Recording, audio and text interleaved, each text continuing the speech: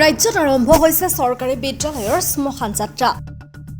চৰকাৰে ৰাজ্যৰ শিক্ষা খণ্ডৰ ব্যাপক উন্নয়ন সাধন কৰা বুলি ঢাক-ঢোল বজাই থকাৰ সময়তে গোৰেশ্বৰত এখনৰ পিছত এখন চৰকাৰী বিদ্যালয়ৰ অপমৃত্যু ঘটাৰ উদ্বেগজনক তথ্য পোহৰলৈ আহিছে। কিছুদিন পূৰ্বে বিটিআৰ চৰকাৰে গোৰেশ্বৰ প্ৰাথমিক শিক্ষা খণ্ডৰ অন্তৰ্গত 176 নং ৰামচাজাৰ প্ৰাথমিক বিদ্যালয়ক চিৰদিনৰ বাবে বন্ধ কৰি দিয়াৰ পিছত একেটা শিক্ষা খণ্ডৰ অন্তৰ্গত 174 নং মুকলডোঙা প্ৰাথমিক বিদ্যালয়খনো অলপতে বন্ধ কৰি দিয়ে। বানপীড়িত অঞ্চলত থকা এই বিদ্যালয়খনৰ বৰপথাৰ প্ৰাথমিক বিদ্যালয়ৰ লগত একত্ৰীকৰণ কৰি দিয়াত ইয়াৰ কণ কণ ছাত্ৰ-ছাত্ৰীসকলে এতিয়া 2 কিলোমিটাৰ দূৰৈ বিদ্যালয়খনলৈ ঢাপলি মেলিব লগা হৈছে। বন্ধ হোৱা বিদ্যালয়খন খোলাৰ বাবে যোৱা কেইদিনত ইটোৰ পিছত সিটো কাৰ্যালয়ত গৈও কোনো সুফল নোপোৱা বুলি স্থানীয় ৰাইজে উল্লেখ কৰিছে। 2009 চনৰ শিক্ষা অধিকাৰ আইন অনুসৰি দুৰ্গম অঞ্চলত থকা বিদ্যালয় যিহেতু একত্ৰীকৰণৰ আওতাত নপৰে, সেয়ে 1943 চনত প্ৰতিষ্ঠা কৰা এই বিদ্যালয়খন পুনৰ খোলাৰ ব্যৱস্থা কৰিবলৈ চৰকাৰক আহ্বান জনাইছে। বৰ্তমান আমাৰ এইখন 174 নং মুকলডোঙা প্ৰাথমিক বিদ্যালয়। এই বিদ্যালয়খন অতি পুৰণি বিদ্যালয়।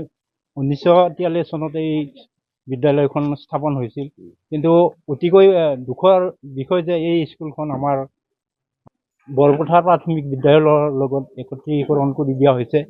সেয়েহে আমি বৰ দুখেৰে চৰকাৰক জনাব বিচাৰিছোঁ, অৰ্থাৎ অসমৰ মুখ্যমন্ত্ৰী আৰু শিক্ষামন্ত্ৰীক আমি অনুৰোধ কৰিছোঁ যাতে আমাৰ এই বিদ্যালয়খন আগৰ যেনেকৈ আছে ঠিক তেনেকৈ যাতে আমাৰ বিদ্যালয়খন ৰাখে। যদিহে আমাৰ এই স্কুলখন এই অঞ্চলৰ পৰা গুচি যায়, তেতিয়াহ'লে আমাৰ ভৱিষ্যতৰ যি ল'ৰা ছোৱালী, এই ল'ৰা ছোৱালীবিলাকৰ জীৱন একেবাৰে অন্ধকাৰ হৈ যাব।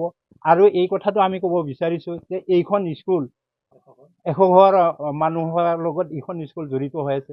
গতিকে তেনেকুৱা স্থলত আমাৰ এই স্কুলখন কেনেকৈ আজি বৰপথাৰৰ লগত একত্ৰীকৰণ হ'ল সেই কথাটো গম নাপালোঁ। কাৰণ আমি ইতিমধ্যে গোৰেশ্বৰ প্ৰাথমিক শিক্ষা খণ্ডৰ ব্লকত 3বাৰমান আমি গৈছোঁ। তাতে আমি তেখেতৰ লগত আলোচনা কৰিছোঁ যে আমাৰ স্কুলখন কেনেকৈ গ'ল।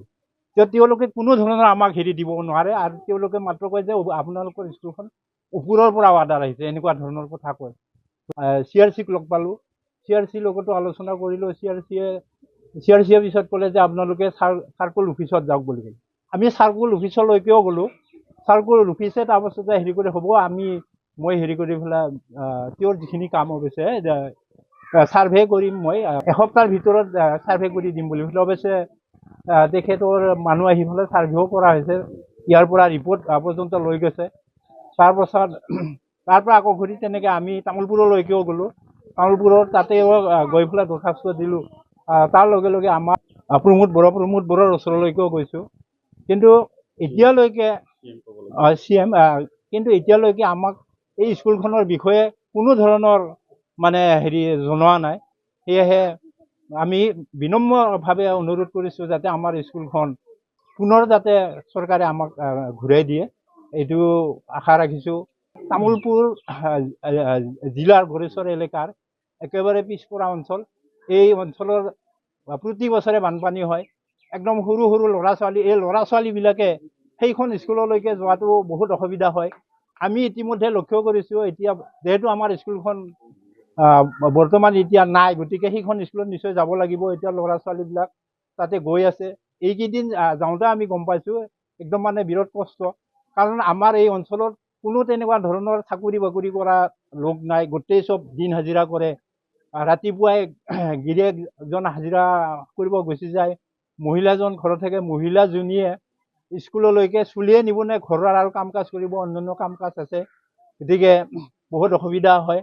ৰাস্তা পদূলিটো নিশ্চয় জানে, গম পায়। ইতিমধ্যে এইবাৰ মাত্ৰ চেণ্ট গ্ৰেভেল হৈছে, আৰু এইটোৰ কাৰণে আমি কৰিছোঁ, অলপমান মাত্ৰ আমাক উন্নয়নৰ কাৰণে কাম কাজ কৰি দিয়াৰ পিছত কিন্তু আমাৰ স্কুলখন ইয়াৰ পৰা লৈ গুচি গৈছে।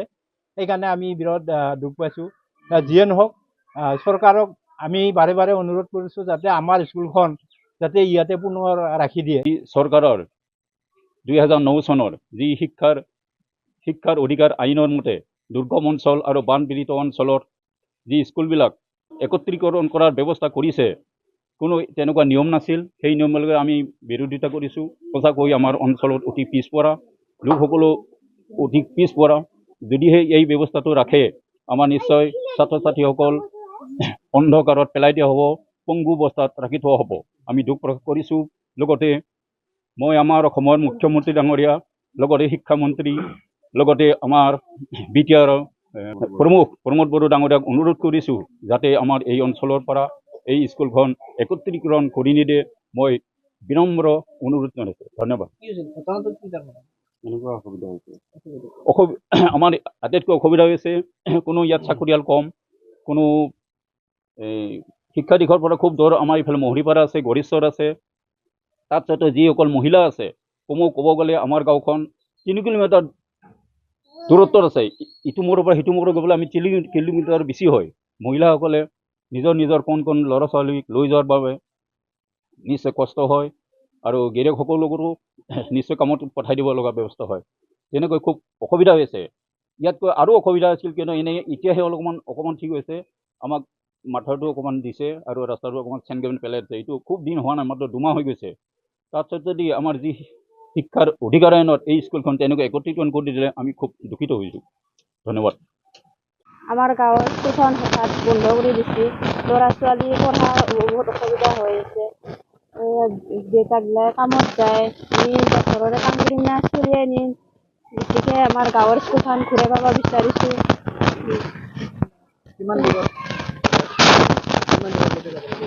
প্ৰায় 2 কিলোমিটাৰমান দূৰত হয়। আমি এটা বহুত ঘৰতো কাম থাকে, দেউতাকহঁতে কামত গুচি যায়, 7টা বজাতে গুচি যায়।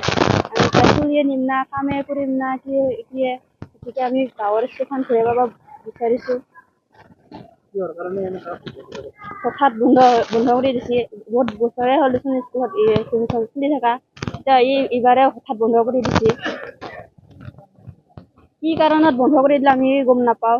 এতিয়া ল'ৰা ছোৱালী কেনেকৈ পঢ়াম আমি? চলি এতিয়া পঢ়া শুনা হৈ যাব, নোহোৱা হৈ যাব। গতিকে গাঁৱৰ স্কুলখন লাগে আৰু আমাক।